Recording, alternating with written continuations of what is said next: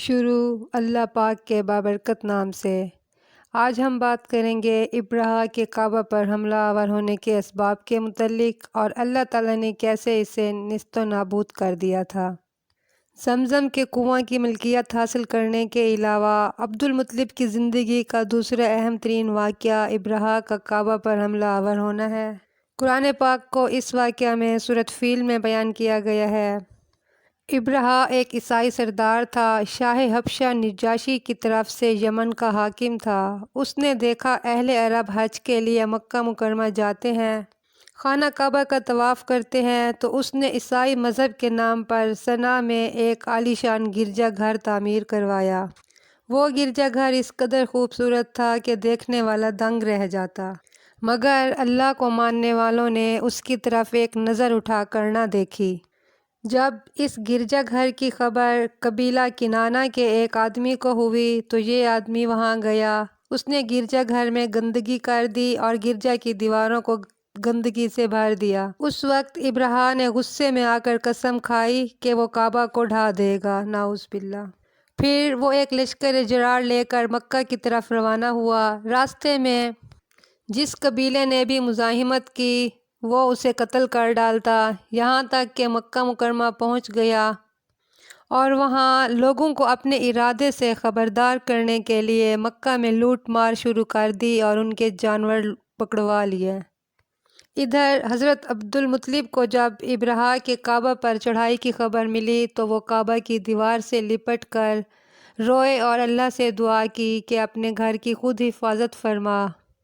پھر حضرت عبد المطلب قریش کے چند سرداروں کو لے کر ابرہہ کی خدمت میں حاضر ہوئے۔ ابرہہ جب حضرت عبدالطالب سے ملے تو ان کی رعب در شخصیت دیکھی، اپنے تخت سے اتر کر ان کے پہلو میں آن بیٹھے۔ حضرت عبد المطلب نے اپنے اونٹوں کی واپسی کا مطالبہ کیا۔ یہ سن کر ابرہہ حیران رہ گیا اور پوچھا، تمہیں اپنی اور اپنے آباء و اجداد کی عبادت گاہ کا کوئی دکھ نہیں جسے میں ڈھانے آیا ہوں؟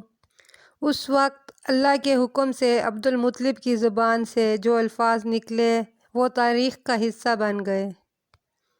حضرت عبد المطلب نے جواب دیا، میں اونٹوں کا مالک ہوں تو اونٹ ہی لینے آیا ہوں، کعبہ کا بھی ایک مالک ہے، وہ خود ہی اس کی حفاظت فرمائے گا۔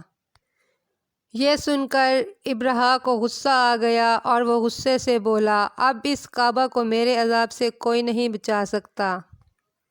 اپنے قبیلے واپس آ کر عبد المطلب نے لوگوں سے کہا، سب پہاڑوں پر پناہ لے لیں، ہم اس لشکر سے لڑنے کی طاقت نہیں رکھتے۔ چنانچہ سب لوگ ماں سوائے عبد المطلب کے پہاڑوں میں جا چھپے۔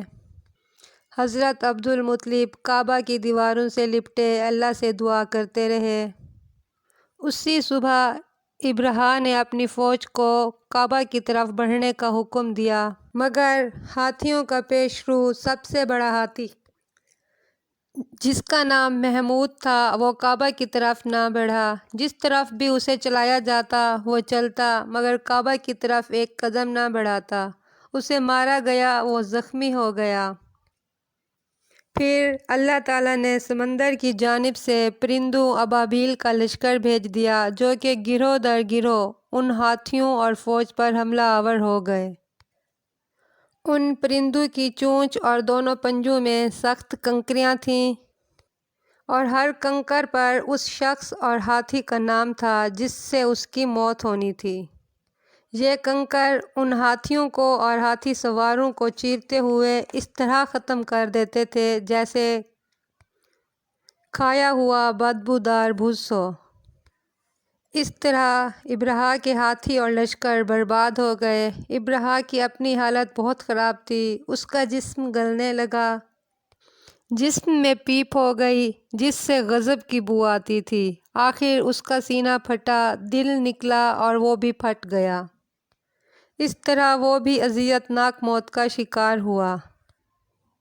یہ واقعہ آپ صلی اللہ علیہ وآلہ وسلم کی پیدائش سے کوئی 50 یا 55 دن پہلے کا واقعہ ہے۔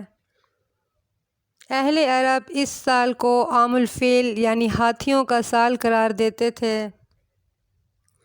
اللہ تعالیٰ نے آپ صلی اللہ علیہ وآلہ وسلم کو اس واقعے کی خبر سورۃ فیل میں اس طرح دی۔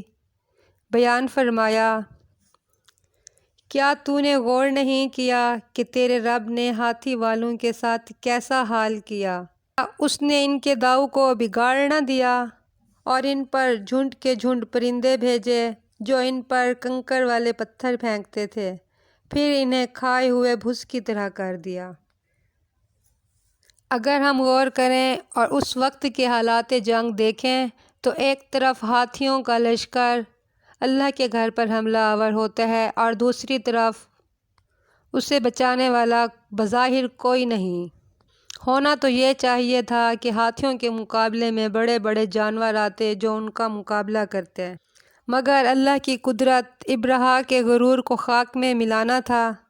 اللہ نے چھوٹے چھوٹے پرندوں جن کے پاس صرف کنکر تھے ان سے ان ہاتھیوں کا اور ابرہہ کا خاتمہ کیا اور اپنے گھر کی حفاظت فرمائی۔ اللہ تبارک و تعالیٰ سے دعا ہے کہ تمام مساجد، خاص کر بیت اللہ شریف، مسجد نبوی اور بیت المقدس کی ہمیشہ حفاظت فرمائے۔